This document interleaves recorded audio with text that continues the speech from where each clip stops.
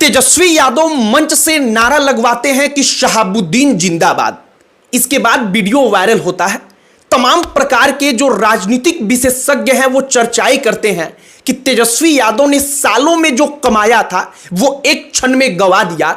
लेकिन हमने सोचा कि तेजस्वी यादव की मजबूरी शहाबुद्दीन जिंदाबाद का नारा लगवाना कैसे है, इस पर तो चर्चा की ही जाए।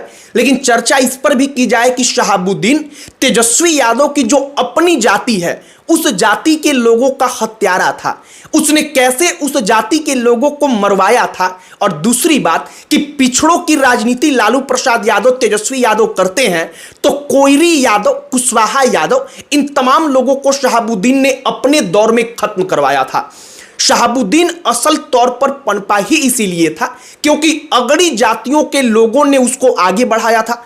अगड़ी जाति के लोगों की जमीनों की रक्षा करने के लिए उसके पूरे के पूरे गैंग को तैयार करवाया गया था। हमने सोचा कि जरा इस पर चर्चा की जाए। ये 1990 के बाद की जो कहानी थी उसके बारे में जरा आपको बताया जाए और आपको समझाया जाए कि देखिए राजनीति कैसी है कि सब कुछ आज बदल चुका है। वही यादव के नेता शहाबुद्दीन के सम्मान में आकर शहाबुद्दीन जिंदाबाद का नारा लगवाते हैं। क्यों?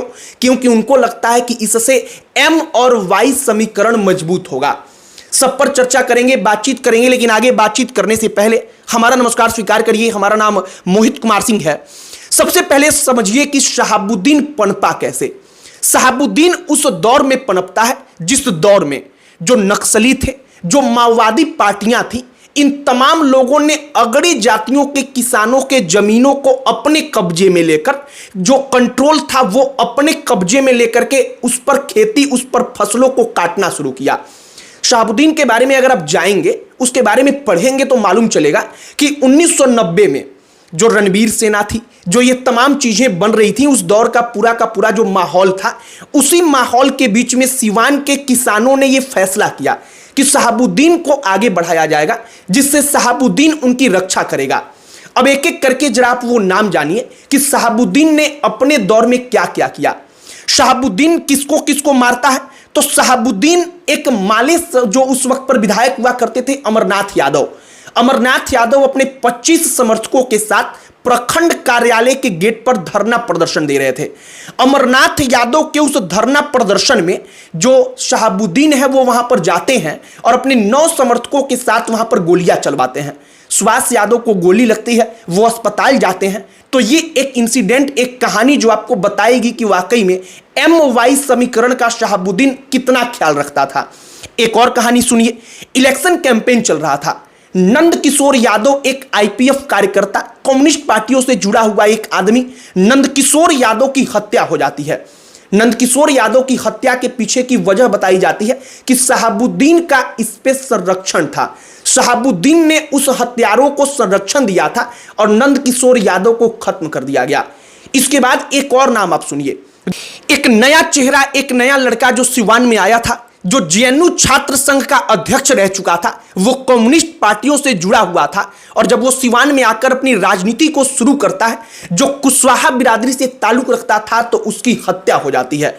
उसको खत्म करवाने के पीछे शहाबुद्दीन का हाथ था और आरोप लगा कि शहाबुद्दीन ने अपने संरक्षण के लिए कि उनकी राजनीति चलती रहे। और दूसरी बात कि अगड़ी जातियों का जो हमने बताया कि शहाबुद्दीन के साथ गठजोड़ था और उस गठजोड़ में चंद्रशेखर नाम का वो लड़का अड़चने पैदा कर रहा था, इसलिए चंद्रशेखर को खत्म कर दिया गया। इसके बाद एक और नाम है श्याम नारायण यादव का। श्याम नारायण यादव को भी खत्म कर दिया गया और ये तमाम आरोप शहाबुद्दीन के ऊपर लगे। ओम प्रकाश यादव जो सिवान के पूर्व सांसद रहे हैं, ओम प्रकाश यादव का एक बड़ा लोकप्रिय किस्सा है कि ओम प्रकाश यादव को चुनाव लड़ने के बारे में जब शहाबुद्दीन को मालूम चला तो डीएम और एसपी ऑफिस के पास तो ओम प्रकाश जो थे वो वहां पर डीएम एसपी से मिलने गए थे। तब तक शहाबुद्दीन चले आए और वहीं पर शहाबुद्दीन ने उसको पटक कर पीट दिया, मतलब ओम प्रकाश यादव को पीट दिया। उस वक्त पर हमने माले पार्टी के ऑफिशियल वेबसाइट पर जब इन तमाम चीजों के बारे में पढ़ा तो उसमें कहा गया था कि जो एम वाई समीकरण था 2000 के आसपास वो दरकने लगा। यादवों को लगने लगा कि ना शहाबुद्दीन यादवों के नहीं है। उस वक्त पर और सिवान में उस दौर को देख चुके तमाम जो यादव हैं, कुशवाहा हैं, उन लोगों के बीच जाकर अगर आज भी आप पूछेंगे तो वो बाकायदा वो कहानी बताकर कहेंगे कि वाकई में शहाबुद्दीन ने किसके खिलाफ लड़ाई लड़ी थी। दरअसल आप इस बात को समझिए कि शहाबुद्दीन इसीलिए आगे बढ़ाए गए क्योंकि अगड़ी जाति के जो जमींदार थे उनकी जमीनों को की रक्षा करनी थी। तो शहाबुद्दीन किससे लड़ाई लड़ रहे थे? वो अगड़ी जाति के लोगों से तो नहीं लड़ रहे थे, बल्कि उनकी लड़ाई उनसे थी जो उनकी जमीनों पर कब्जा कर रहे थे, उनके फसलों को काट रहे थे। और उनके फसलों को काटने वाले लोग कौन थे? तो माओवादी संगठनों से जुड़े लोग। और अधिकांश जो उस वक्त पर माओवादी संगठनों से जुड़े लोग थे, जो लेफ्ट पार्टियों से जुड़े लोग थे, उनमें पिछड़ी जातियों के ही लोग थे, जिनमें यादव, कुशवाहा, सिवान में प्रभावी थे। तो कुल मिलाकर के शहाबुद्दीन जिंदाबाद का नारा आज तो तेजस्वी यादव लगवाते हैं, लेकिन साल 1980, 90, 2000 के दौर में आप जाएंगे तो आपको मालूम चलेगा कि शहाबुद्दीन ने जातियों की परवाह नहीं की थी। वो MY समीकरण को मजबूत करने के लिए नहीं उभरे थे, बल्कि शहाबुद्दीन जो Y था MY समीकरण का, उसमें Y को उन्होंने कितना नुकसान पहुंचाया और उन्होंने यादवों को कितना टारगेट किया। चाहे वो यादव नेता हो, चाहे वो यादव कोई कार्यकर्ता हो, आम आदमी हो, उनको मारने से शहाबुद्दीन ने कभी परहेज नहीं किया।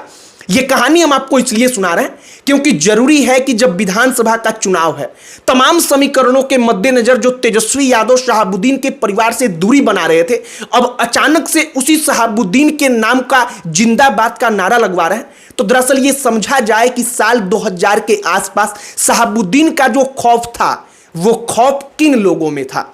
यादवों के अंदर वो खौफ था, पिछड़ी जातियों के लोगों के अंदर वो खौफ था, जो लेफ्ट पार्टियों से जुड़े लोग थे उनके अंदर वो खौफ था। बाकी राजनीति की खूबसूरत चीज यही होती है कि अगर ऊपर से एक परत और कोई चढ़ा दी जाए तो बाकी के पीछे की परतों पर लोगों का ध्यान नहीं जाता है। और इस वक्त पर MY समीकरण को मजबूत करने का जो काम चल रहा है, वो काम मजबूती से और आगे बढ़ेगा क्योंकि चुनाव है। लेकिन सिवान में कभी जब शहाबुद्दीन का दौर था तब यादव उनसे क्यों कट गए थे? आप अगर सिवान के स्थानीय लोगों से जाकर के कभी पूछेंगे, आप उनसे उन कहानियों को सुनेंगे तो आपको मालूम पड़ेगा कि वाकई में शहाबुद्दीन ने यादवों का खात्मा किया, पिछड़ी जातियों के लोगों का, कुशवाहा नेताओं का खात्मा किया, या फिर शहाबुद्दीन ने उनको संरक्षण दिया? उनका जवाब होगा कि उन्होंने खात्मा किया। बाकी ये पूरी कहानी हमने आपके समक्ष रखी है। आपकी प्रतिक्रिया क्या है तमाम चीजों को देखने के बाद, शहाबुद्दीन जिंदाबाद का नारा सुनने के बाद? कमेंट बॉक्स में लिखकर बताइएगा। बाकी इस वीडियो को यहीं पर समाप्त करते हैं। अंत में हमारा परिचय, हमारा नाम मोहित कुमार सिंह है और अगर किसी अन्य टॉपिक पर आप चाहते हो कि हम चर्चा करें, उस पर वीडियो बनाएं, तो आप उस टॉपिक को कमेंट बॉक्स में लिखकर बताइएगा। हमारा प्रयास होगा कि हम उस पर भी वीडियो जरूर बनाएं। बाकी इस वीडियो को यहीं पर समाप्त करते हैं। बहुत बहुत धन्यवाद।